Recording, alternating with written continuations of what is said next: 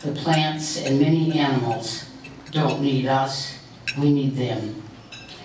The Native American Thanksgiving is a spiritual event, and it represents the concept of giving thanks along with sharing, the coming together of all of the people, just like we've come together here tonight for this special celebration. Chief Massasoit and his people provided the colonists not only with one feast, but they feasted for an entire week. They brought enough food to raise the colonists out of their state of starvation. They brought oysters, they brought maple syrup. They used the maple syrup, they put it over the cranberries, the blackberries, the blueberries, and the raspberries. They brought nuts, including hickory nuts, hazelnuts, walnuts. Turkey was one of the meat that was also served.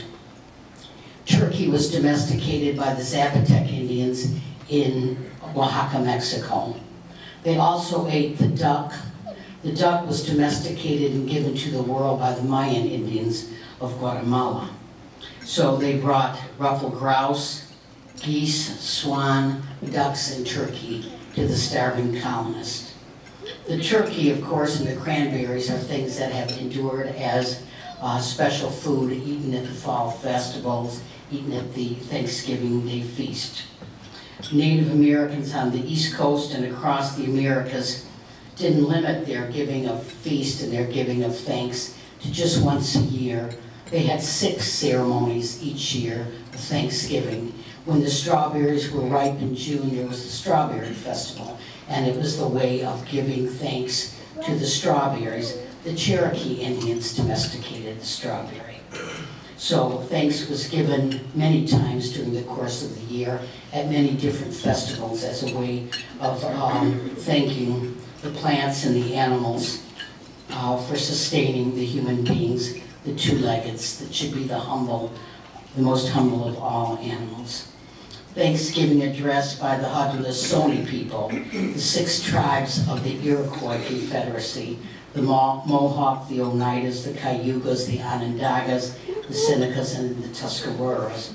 Their feasts also go back thousands of years, and they have a very specific Thanksgiving address that they use to thank the plants and the animals for sustaining us. So the Thanksgiving address is based on the belief that the world can't be taken for granted, that a spiritual communication of thankfulness and acknowledgement should be given to all things in the natural world, and also should align the hearts and the minds of the people with nature. We are a part of nature. This forms one of the guiding principles of Native American societies. In Native societies, they say, plan and prepare the garden and celebrate the harvest. Plant the 3 sisters, which are the corn, beans, and squash. Almost perfect nutritional combination. Use the plants and use every part of the plants. You know, the first plant domesticated in all of the Americas was the lowly gourd. We think of the gourd as something now that's decorative, but the gourd was the first thermos bottle. The gourd was the first storage container used by Native people, and they used the gourds to store the cornmeal. The gourds would rot away in 2 or 3 years, so Native people began making pots out of clay, because the pots out of clay didn't rot.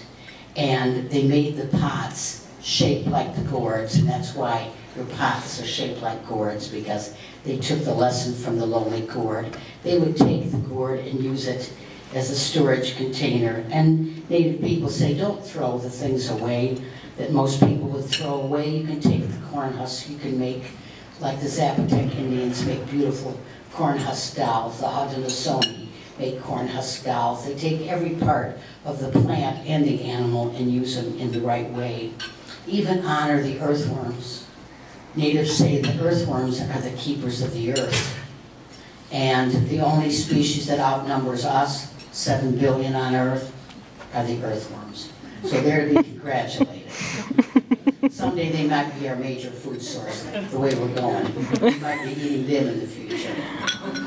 Okay. Plant more crops than you need in your garden, so there'll be some left for the four-leggeds. The four-leggeds come into your garden, the little rabbits and the deer, and they take your vegetables. Plant a little extra, plant some, so that they can be taken care of too. Native people and indigenous people around the world use 75,000 different kinds of plants. And almost all of those plants had edible parts. So indigenous people of the world have used 70,000 of the 75,000 edible plants in the world. This is where the knowledge has come from. Corn is the world's most important food crop. Corn was given by Mayan Indians in Guatemala 7 million years ago. 7,000 years ago, I'm sorry. 7,000 years ago, and corn is the most important food crop in the world today. And Indians say, corn isn't fuel, corn is food. Corn was made for the two-leggeds. Corn was made to sustain things that live. Corn is not fuel for automobiles. 3 out of every 4 plants that we eat in our world today were given by Native Americans. Corn, of course, being the most important, the sunflower, squash, the pumpkins, chili peppers given by the Maya, common beans, lima beans, tapiri beans, tropical jack beans, chili peppers, tomatoes, potatoes, wild rice, sweet potatoes, amaranth, Jerusalem artichokes, persimmons, avocados, peanuts, walnuts, hickory nuts, little barley, vanilla and chocolate, also given by the Maya. Sassafras, maple syrup, all important Native American food crops. Indian food feeds the entire world, Since 1900, more than 1/2 of the world's varieties of 20 important food crops have disappeared, including strains of rice, strains of wheat, strains of corn, oats.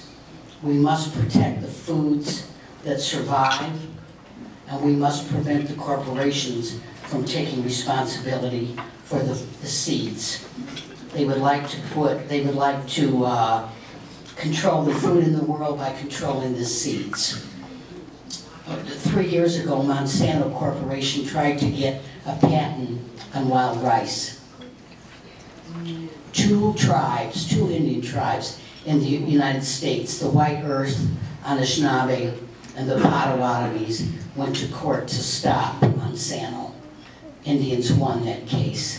They went to court and they said the food, the wild rice, doesn't belong to a corporation, it belongs to all the people. And of course, this is the food crop that brought the Anishinaabe people to Michigan, looking for the place where the food grows on the water. So it's important for us to remember that.